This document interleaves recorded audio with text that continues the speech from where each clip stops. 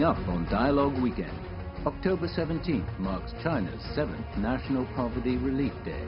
This year targets the alleviation of poverty nationwide. Russia warns of a possible freeze in relations with the EU after sanctions over the poisoning of opposition leader Alexei Navalny. And this week's newsmaker. Now on Dialogue Weekend. Welcome to Dialogue Weekend. I'm Xu Qinduo. October 17th marks both International Day for the Eradication of Poverty and China's National Poverty Relief Day, with the COVID-19 pandemic causing the deepest economic recession since the Second World War. More than 100 million people could be pushed into poverty by the end of the year. The UN warns that its goal to fully eradicate extreme poverty by 2030 now seems highly unlikely, even in the most optimistic scenario. So how can the international community stand in solidarity to fight poverty? And what are the challenges in China's final stretch of a multi-decade effort to end absolute poverty? To talk more about poverty reduction and the world economy in the post-COVID-19 era, we are joined by Wu Changhua, Executive Director of the Professional Association for China's Environment, and Steve Keen, crowd-funded Professor of Economics on Patreon. So welcome to the show, both to Changhua and Kim here. In this video, the message, marking the International Day for the Eradication of Poverty, UN Secretary General Antonio Guterres has called for solidarity with all people living in poverty during the COVID-19 pandemic. And beyond the highlighted, so how the pandemic represents, in his words, represents a double crisis for the world's poorest people, saying that they have the highest risk of exposure to the virus and the least access to quality health care. So highest risk to the virus, but basically least access to quality. So Changhua, how serious is the situation, and how concerned should we be here? It's very, very disheartening to see the suffering and the losses of people living in extreme poverty through the global pandemic. And this is reflected in terms of the cases contracted and the loss of lives, the deaths, mortality numbers there. That's universally the same. I think the message conveyed by the Secretary General of UN, Antonio Guterres, is spot on, is right on, and literally awakening humanity to the crisis we're living through, but very importantly to call for actions, particularly for leaders around the world, political leaders, to take immediate actions in order to save lives and protect the people's welfare and the livelihood. I think, again, this is universal, and the number of losses and the economic losses. And on the poverty side, actually, I think the people living in poverty not only are constrained or suffering from the public health crisis, they're also going through economic crisis because of the social injustice, social inequality we've been bearing over the decades, in particular recent decades there. So people not only, so double crisis, I think it's multiplicity of crisis people are going through. That's really the urgent calling for the actions and the response. Mm-hmm. Well, the Secretary General also suggested that countries need a new generation of social protection programs that also cover people who work in the informal economy. So Steve here, please explain to us, what does the term mean, informal economy? Well, the informal economy is the part of the economy that does not pay tax, where transactions tend to be in kind or cash in hand, and you're trying to evade the government that would be taxing you for those transactions. And with a lot of developing countries, that's a major part of the commerce. So if you rely upon official statistics, you're missing, in some countries, up to half or even more than half of economic activity. So these people are, say, least protected, and probably that's why the Secretary General has been calling for the new generation of social protection programs. So what here, he's talking about the new generation of social protection programs.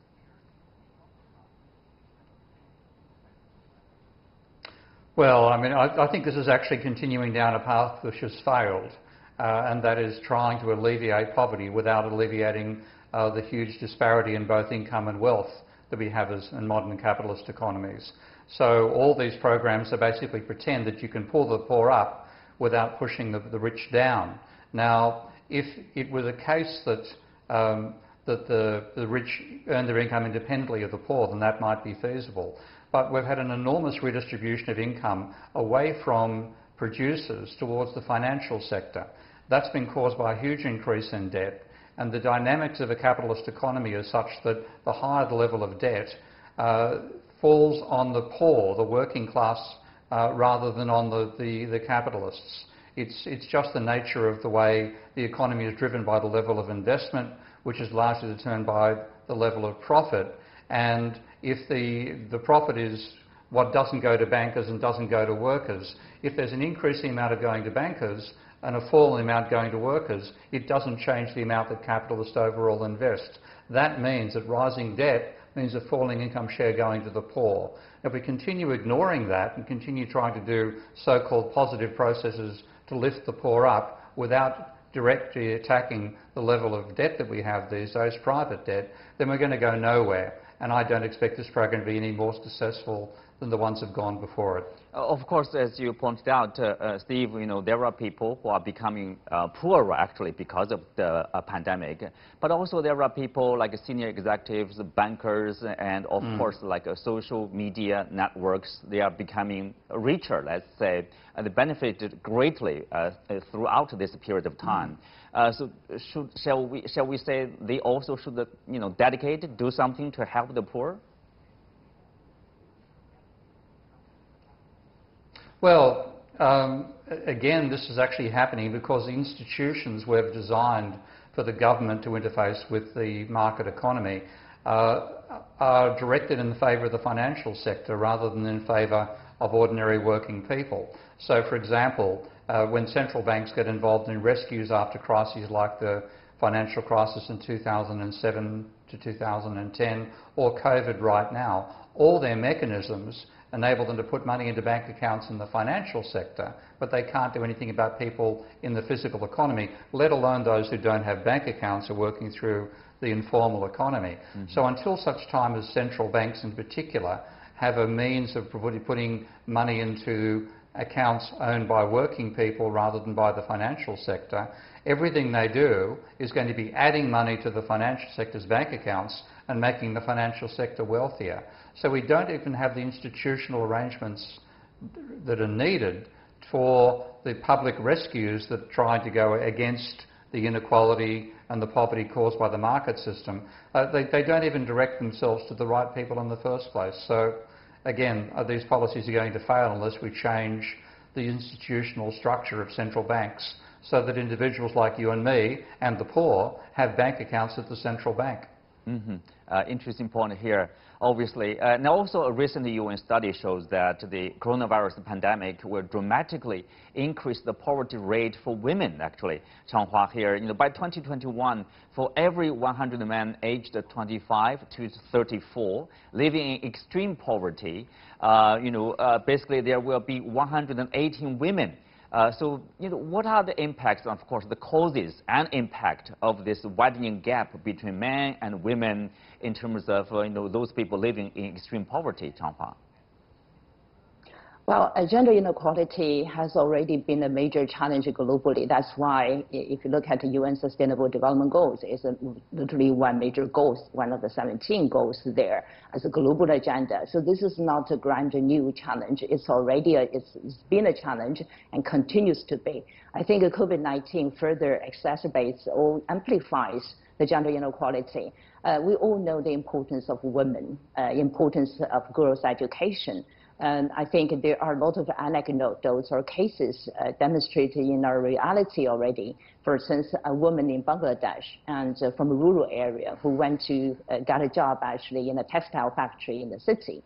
And what does that mean? That means actually the woman has an income and has more right to decide on her will. And if she's married, actually, she has much better improved social status within the family.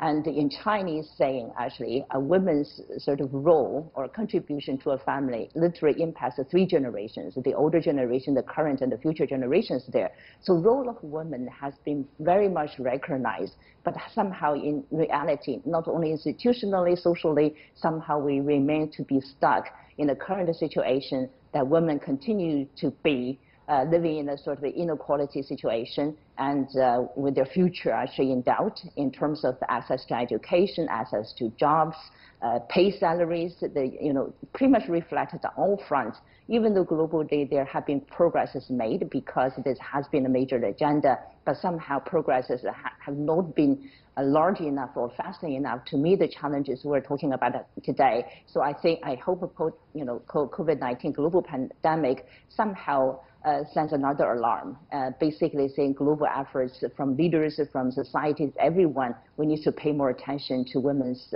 equality issue, and really to make sure women has more to say and have more rights in our society. Changhua, I want to pick up on what you said. You talked about China. If you look at China, the poverty relief efforts over there, over the past 7 decades, more than 850 million Chinese people have been lifted out of poverty, accounting for more than 70% of the global poverty reduction. So that's a significant number. But also, of course, China is no exception, not immune from the impact of COVID-19. So what about the impacts, what about the challenges for the Chinese government to continue to eradicate, in particular, to achieve the goal of eradicating extreme poverty in China? And what has the Chinese government been doing to deal with that?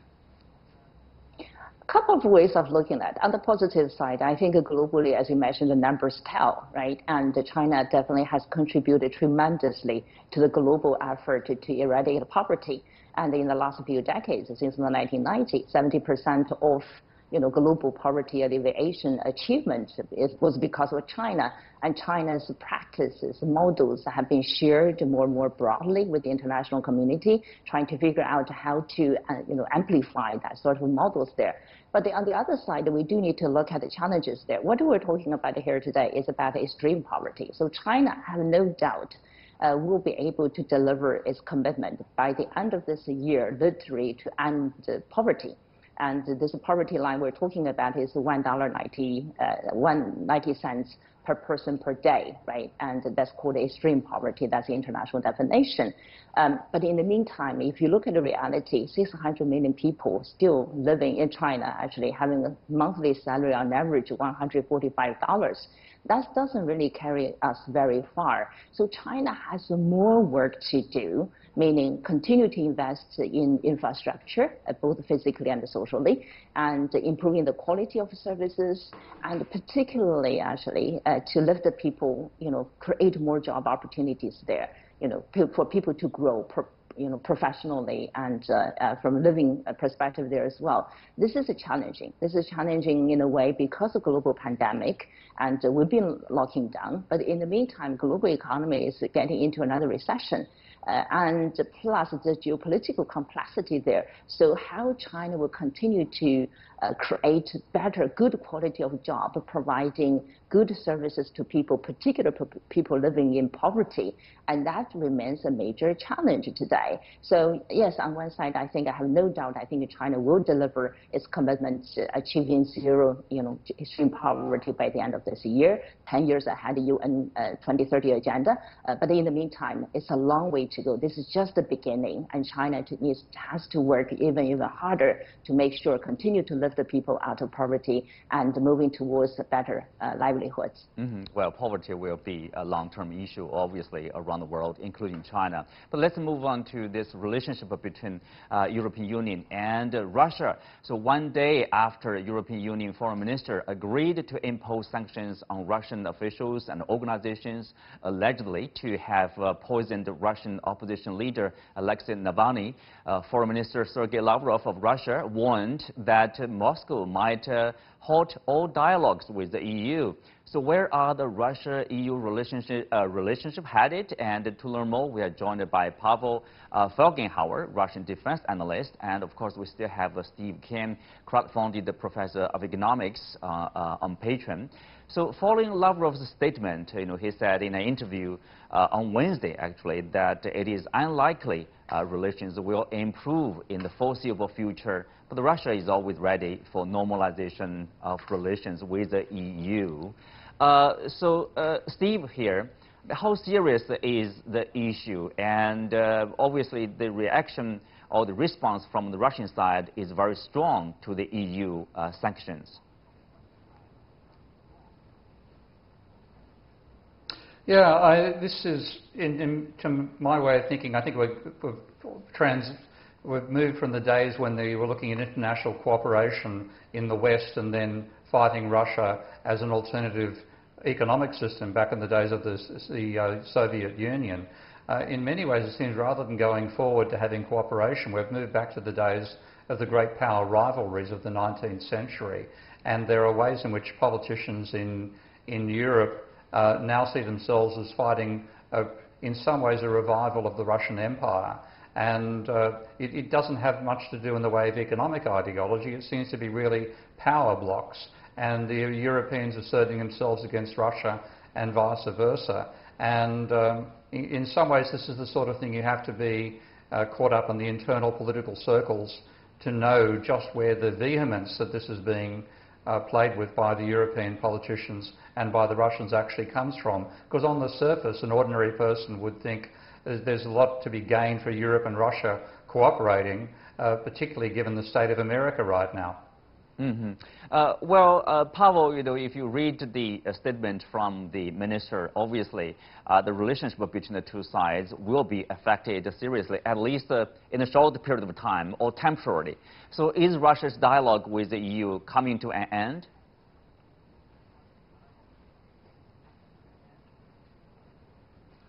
Well, of course, Moscow is right now very angry with the new sanctions, though these are kind of pinpoint sanctions that are not that really, well, globally serious, but anyway, there's anger.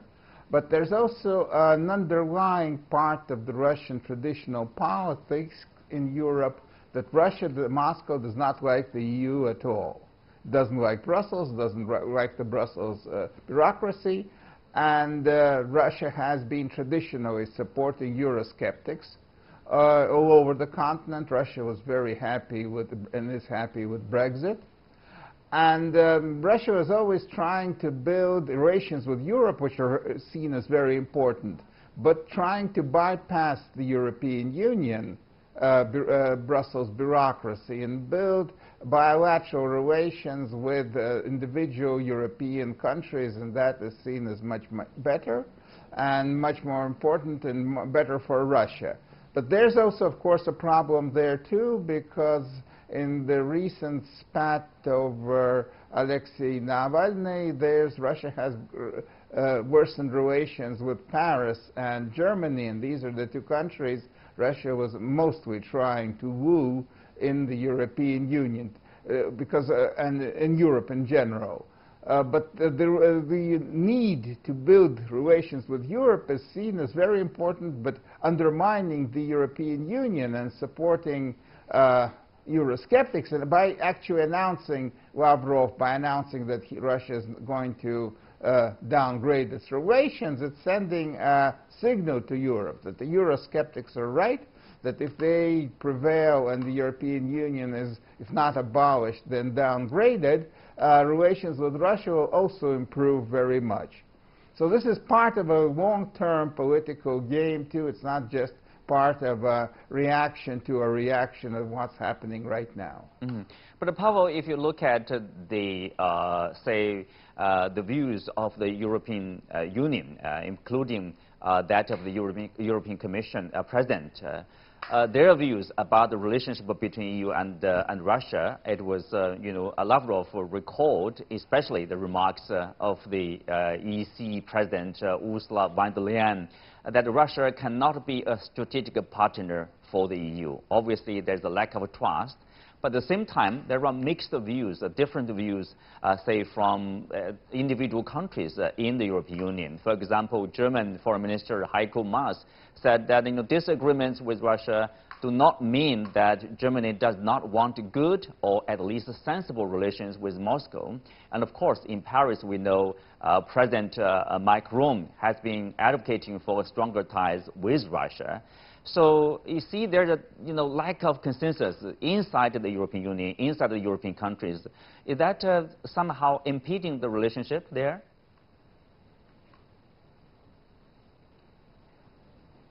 Well, it is impeding, of course, the relationship with Brussels, where yes, the European institutions have to summarize the opinion of different nations. Yes, okay.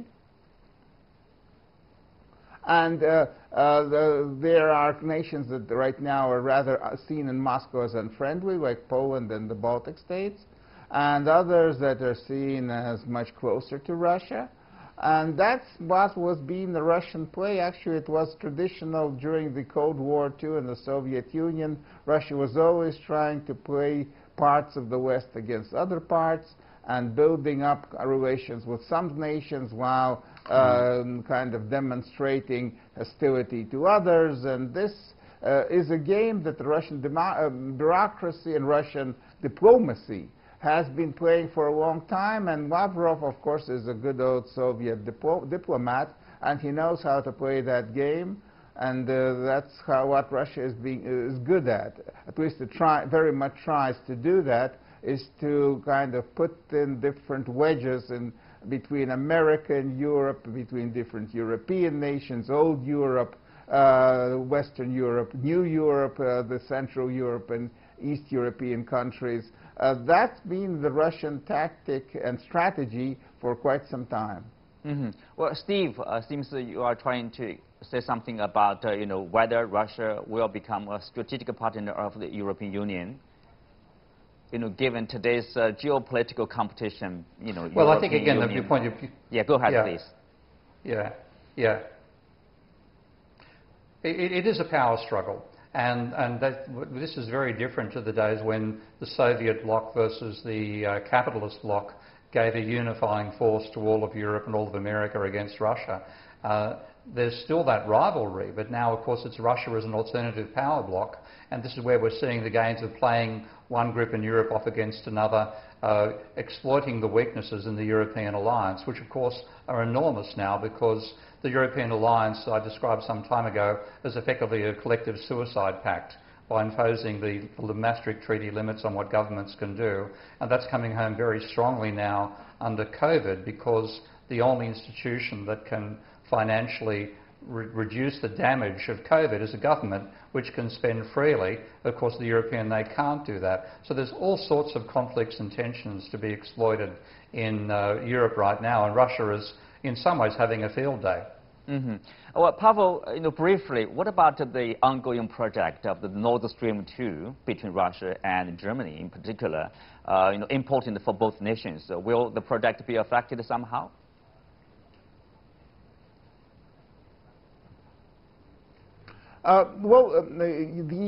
Europe is buying Russian gas when it when the price is good, and right now the price is very good. And because liquefied gas from overseas right now is expensive, so Russia is using all the capacity it has right now to pump gas into Europe. Of course, also winter is coming. That means nations are making reserves of gas. And European companies and European countries want to buy Russian gas, and so it's a business that is mutually beneficial. And right now, actually, Gazprom, first time this year, is getting some sizable profit from exporting gas to Europe.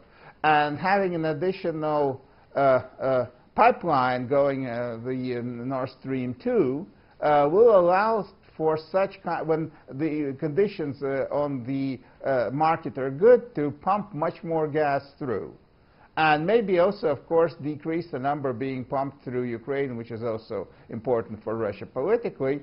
But actually, having this additional pipeline helps in such situations when it's better for Russia and better for Europe, price-wise, to buy Russian gas. And this is a very important incentive. That's why many European companies are participating in the Nord Stream 2.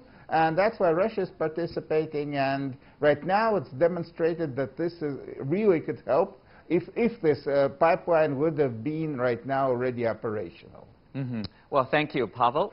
Let's leave it there for now and take a look at this week's Newsmaker.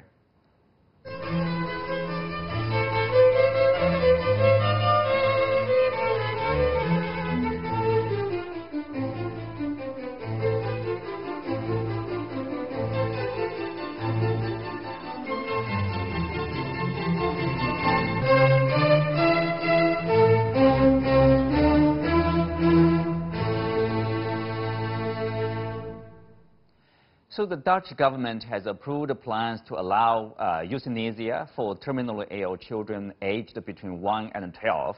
Currently in the country, euthanasia is legal for children older than 12 with mandatory consent from the patient and their parents. And it is also legal for babies up to 1 year old with parental consent. So we have Changhua back and Steve here. So Changhua, how do you view the changes there? You know, if it is illegal for children older than 12 and for the newborn up to 1 year old, so what is the problem of somehow, you know, extending the practice to this new age group from 1 to 12?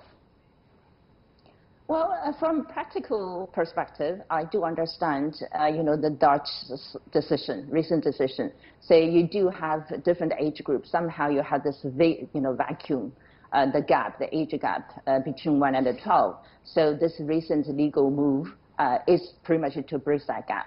But it remains controversial. It remains controversial, the bigger issue about euthanasia, and it's about, you know, pro-life or pro-choice. It also relates, you know, ethical issue, legal issue, moral issue, and emotional, you know, psychological, emotional issues there as well. I'm a mother. If I put myself actually in the shoes of a mother in the Netherlands at this moment, who probably put in a position to make a decision, I think it's going to be very, very difficult to make. On the other side, of course, from religious perspective, that's even more controversial. So I do understand, try my best to understand what the Netherlands is doing now. But in the meantime, I think that's going to be one of the toughest issues on the table around pro-life and pro-choice. Mm-hmm. Well, Steve, if you look at the reaction, maybe, you know, this is not that controversial. Euthanasia, the practice itself inside the Netherlands, but you know, there are obviously a strong reaction from other parts of the region. For example, the Vatican has publicized a document speaking strongly about the practice, saying the latest move is similar to like act of homicide that can never be justified. So why the Vatican, the Holy See, is so you know, reacting so strongly about that? It's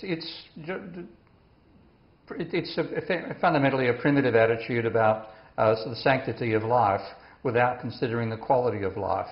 And 500 years ago, this may have been a successful position, but we now realise that there's no sanctity when you're in so much pain that you wish you were dead. And all this Netherlands law is doing is normalising it for those between 1 and 12, when it already has the potential for euthanasia for those who are in incredible suffering over 12 and those incredible suffering under 1. This is the sort of thing where somebody quite consciously and with the support of their doctors and their family says, my life is so dominated by pain that I would rather not live. And then in that situation give you a chance for a peaceful death rather than waiting for a debilitating and painful disease or situation to play itself out and kill you anyway. With that, we are coming to the conclusion of the show here. Many thanks to our guests, Steve, Changhua, and Pavel. You can also watch us on the CGTN app or on the YouTube. I'm Xu Qinduo. You can find me on Twitter, Xu Qinduo. Thank you for watching. See you next week.